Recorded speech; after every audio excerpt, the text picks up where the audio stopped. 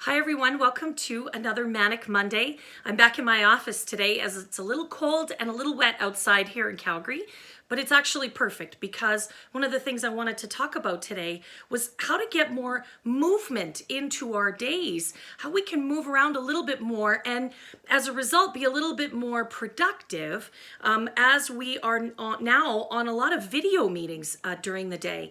So for many of you, you would have sort of crash landed into working from home back in March, so it's been a few months now. Your situations might be a little bit MacGyvered together. If you're like my husband, we pulled out the plastic picnic table, we found him an old reject chair, and he's upstairs in a spare bedroom on meetings all day long. I'm really lucky. I've worked from home for over a decade, so I actually have a pretty good office setup. But the truth is, I still find I'm really tethered to my desk right now. It's awesome to be able to see people, but certainly we're not moving back and forth to meetings and offices. We're not able to, sort of move around, maybe even at lunchtime.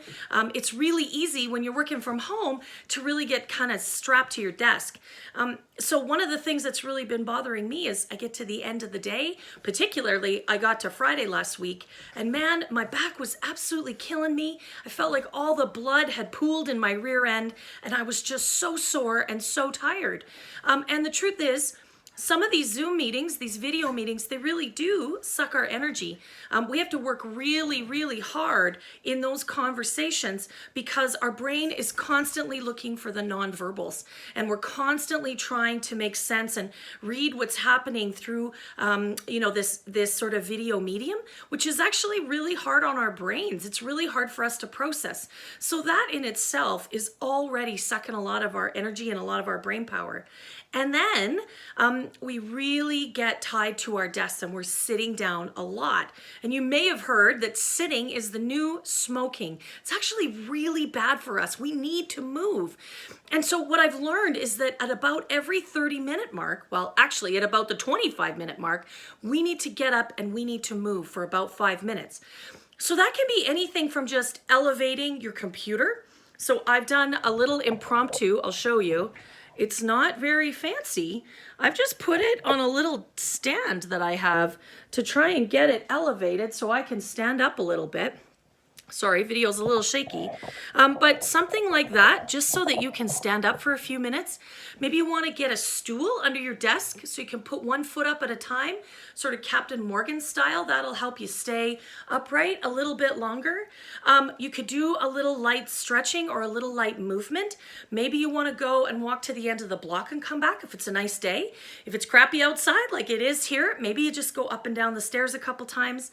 Hey, I even broke out the skip rope the other day, which let me tell you was an epic failure. I very nearly killed myself, but I'm getting better. I can do 50 skips in a row. I don't know what happened when I was 7 or 8. I used to skip all afternoon. Apparently I don't have that kind of cardio anymore. But try something fun, and set your meetings up so that you can do that. So if you're in a corporate environment, maybe you're a leader, you want to talk to your team about taking that break, not just to go to the bathroom, but an actual movement break. You can make it fun. You can make it a team event.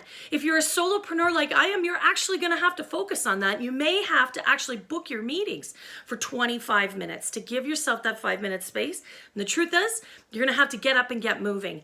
That's actually really important, and it's going to increase your attention span and increase your energy level.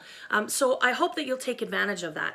The other thing that you want to do, especially if you're in a bit of an impromptu setup, is make sure that you're doing things ergonomically. Try your very best to make sure that you're not hunched over. I was certainly finding I was doing that last week.